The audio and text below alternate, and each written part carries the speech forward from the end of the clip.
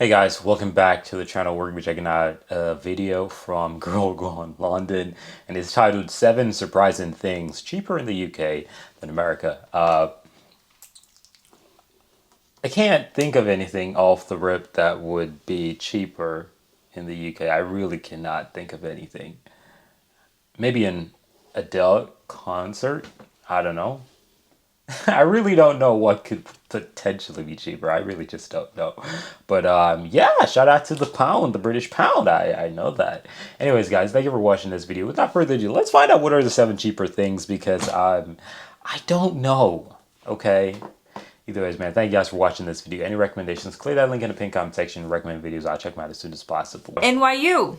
Ever heard of it? Pretty famous university. That'll cost you $58,000 per year. From the astronomical cost of cell phone plans in the US to food costs that are going to empty your wallet in America, there are quite a few things that are a lot more expensive in the USA than in the UK, and in this video we're gonna go. That's ironic. The moment she started the video, I actually see things that are more expensive in the United States, like food, not food, phone plans are mad expensive, and also what she mentioned, school, very expensive. Over some of them. A lot of people often think of things that are more expensive in the UK than in the US. I feel like you've all heard the story of the person, or been the person yourself, who goes on holiday to the US and ends up buying tons of clothes from the outlet malls, as we call them, because it's cheaper in the US than in the UK. But not everything is affordable in the US. In fact, a lot of it isn't.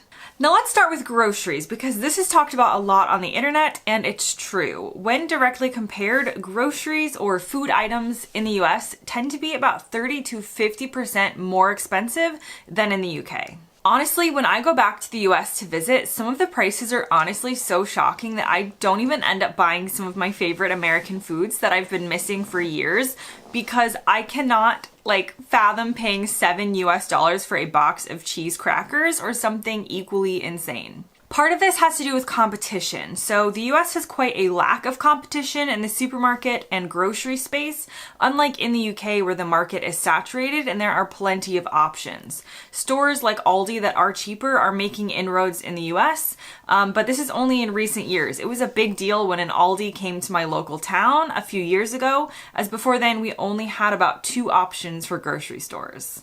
Whereas in the UK, I can easily think of how to get to the local Waitrose, Morrisons, Asda, Tesco, Sainsbury's, and Co-op at least, probably more, from my house. Number 2 is mobile phone plans. So another absolutely shocking difference when you really get down to the numbers between UK and USA prices is cell phone plans or mobile phone plans. My plan here in the UK costs about £10 a month, and honestly, I don't even know the amount of data and minutes because there is so much of it that I would never run out, so I don't even think about it. Wait, hold on. And I'm here saying what? Like, mine's ain't cheap too. Shit. My shit is like 20 euros, 20 euros, 20, 23, 25, 20 something. Damn, this shit really cheap.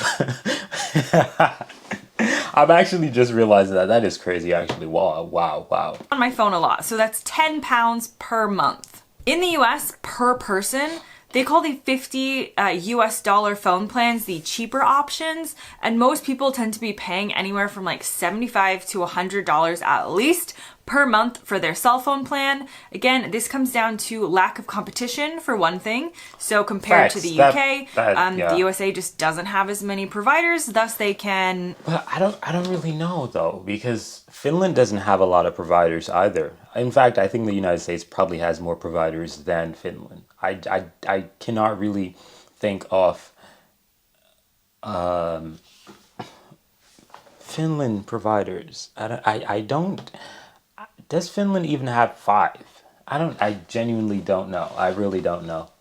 But I think it's about similar. It could be 1 off, 2 off, or 1 more, or two more. But Finland has about exactly the same as the United States. So it's a good question. Up their prices. It also does cost more to serve the larger geographical area in the US, which has a less densely populated population, a less densely populated country than in the UK, making prices higher yet again. The next thing on my list is kind of a fun one, but that's Broadway versus the West End tickets. So it's kind of more niche, but tickets for the West End are usually a lot cheaper than Broadway in New York City for the same quality of show. The West End has some of the best theater in the whole world, and yet the ticket prices for the absolute best seats in the West End are typically the prices for some of the cheapest and pretty bad seats on Broadway. When visitors come to the UK to see me, they are always surprised at how many shows they can fit in on their budget, because you can get some tickets in the West End for as low as like £20 if you're willing to have a restricted view. And I saw this post, which made me laugh, and it was titled, "Is American theater expensive or am I just poor?" So yeah, you're not imagining it. American theater is typically £20. I think one time when I went to a theater here in Finland, I don't remember how much it cost, but I think it was mad cheap actually. But I never ever thought to myself that theater was really expensive. I always thought that it's probably the movie. Like, mind you, I'm not that guy. I don't do movies. I don't do theaters. If I do go to a theater, it's because somebody wants my dumb ass to be there. I don't do those things. It's not my thing. But yeah. very expensive, and you get more for your money for West End shows. Next up is healthcare. Everybody knows healthcare is much more expensive in the US than in the UK, because in the UK, technically, as long as you use the NHS... Why this has to be mentioned the moment that I just saw something on my phone. I literally as we're speaking right now, if I go to my TikTok, I don't even have to scroll the page. I have something about American healthcare right here on my phone. Please focus. Why is it not focusing? Oh my gosh. Is my touch disabled on that? Okay, let's try this method. Oh my god. Dude, what the hell? Okay, you can see the numbers right there. So that's a guy, American guy, because I saw a video just now, like as I'm speaking just now, where, a guy was making fun of, him being dead, not dead, but my insurance denied it. He was unconscious, and pretty much they were requesting that a helicopter is needed, right? And I went to the comment section because, it's funny and humor and whatever, because a lot of Americans don't actually know how expensive ambulance or helicopter is because they've never needed it, right? So I went to the comment section and somebody was talking about it, and they were saying how expensive it is, and I was like, damn, for real? So I went over to another video, and the guy was like, it's 64,000 because he fell. He was doing some high stuff. I don't remember what exactly he was doing, but he did something and he fell, and they had to get a helicopter to rescue him, and $64,000. And I was like, damn, bro, that's crazy. But yeah, real life shit, man. As a UK citizen, you pay nothing. You pay through your taxes, yes, if you are tax paying, but you don't get a bill at the end of a hospital stay, a doctor visit, or, giving birth to a child.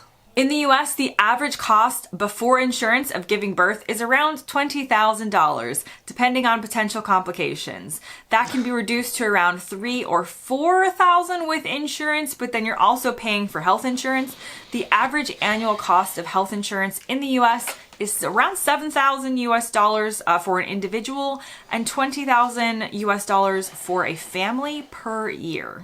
This came up in my video about UK versus USA ambulances. The thought of needing to pay for an ambulance in the UK doesn't cross most people's minds. If you have a heart attack and need to be transported to the hospital, you're not going to get a bill for the service. But in the UK, you are, typically to the tune of a few $1,000s. This is definitely one of the more serious items on my list, as the cost of healthcare in the US can completely bankrupt families or individuals through no fault of their own. There are many things that you can't control in life, even if you are the healthiest and you exercise daily and you're in picture perfect health. Sometimes life has other plans, and it's terrifying for many Americans who end up with so much healthcare debt. This isn't a fear in the UK. Next is car insurance. Car insurance estimates in the UK yearly are obviously based on like the age that you are, the car you drive, where you live, Model where you and keep shit the like car, that, if you're yeah. a good driver like some people or a bad driver like me. But typically you're looking at around 400 to 800 pounds per year, which seems a lot to Brits as car insurance prices have been rising. What? I thought my shit was cheap. Damn. Okay. Say less. Wow. Hey. Wow. Okay. Damn. So Finland's insurance is actually not cheap. Cause yeah. In the UK, but Americans are typically paying a lot more. The average cost of US car insurance is over 2,000 US dollars per year. There was another funny exchange I found online when a British person commented that they had met a young person, they were a male, who was driving a sports car, an American, and this person told the British person that their car insurance costs around $300. So the British person was like amazed. They were posting online Month. going, how can it be this cheap? And all the Americans had to come online and to say, actually, that's going to be the monthly price. American car insurance can be such a hefty fee that we talk about it in the US in a monthly context. So that person was not paying $300 per year, but per month. Next on my list is higher education. Higher education is another one of those incredible figures when you dig into the numbers. In England, a university can charge a home student a maximum of £9,250 per year, which is about 13,000 US dollars, which again, I know there's been lots of like reporting in the UK that people, or in England rather, that people find it as very expensive. The costs are rising and it seems an astronomical cost. It's So you gotta pay for school in the UK? Like that much? No, that's actually expensive. There are many schools in the United States where she did a conversion 9,000 pound to 13,000 American dollars. You can go to school in America with $13,000. You can, but it's not going to be the top dogs, obviously. But you can. But that's pretty insane to think about that. I did not know that. certainly not cheap. I mean, it's like 10,000 pounds per year.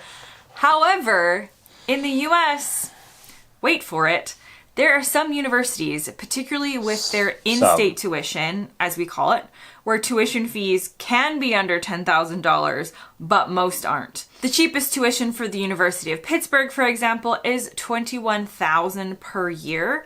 The University of Florida, if you're an in-state student, you're a resident in the state, it's going to run you about 6,000 US dollars per year. Okay, kind of makes sense. But for every other US student, so from every other state in the US, you're looking at 28 That's grand. 20. And these are small numbers. Harvard, over 50 grand per year. Per year. 50,000 US dollars. At least that's just for tuition. That's not for what we call room and board and all the rest. NYU, ever heard of it? Pretty famous university. That'll cost you $58,000 per year. Even the international student fees in England for universities do not touch these absurd numbers. So often students moving from the US to the UK to study, even paying the more expensive international fees, are basically looking at a bargain. And finally, and on a lighter note, there are so many free museums in the UK, particularly in the capital city of London. Everything from the British Museum to the Natural History Museum to the Tate Modern and Tate Britain, the Science Museum. You can keep listing them. There's a lot of world-renowned museums. These are not like dinky little museums, and they're completely free. In the US, free museums do exist, but they're not as much of a thing as in the UK. If you're going to New York City, you're looking at like $26 a person for the Museum of Natural History, $24 for the famous Museum of Modern Art, etc. Luckily, in Washington, D.C., we do have the Smithsonian, which is quite a world-famous collection of museums, which are free, as well as more free options than in New York City. But overall, I would say there are more cultural subsidies in the UK that can lower the price of these experiences for people, if not making a lot of them completely free. Now that brings me to the end of this. Yeah, I don't really have a problem with museums paying like $20. It's not that big of a deal. It's entertainment in my humble opinion, so it's not that big of a deal. But other things that are just basic livelihood, yeah, them being expensive is a challenge because a phone bill, like you need a phone. Insurance for the car, you need to have a car in the United States. It's like almost, impossible to get around properly without a car. Like all these things, man. So healthcare, it's like, yeah. So the museum is the least important to me, but yeah, everything else is like real life. But yeah, thank you guys for watching this video, and stay safe out there, man. It's really tough when you think about it, because the thing is, not many people probably have experiences with people who have debt due to health reasons. But I've had, close friends to me that has shared information that, yeah, their bills are through the roof because of health situation, and I'm like, damn, that's tough. So yeah, and they were young, so not old, so it's real life. It's not a joke. It's something that I actually really, really, really, really, really, really understand. Either ways, guys, thank you for watching this video. I'm out of here. Peace.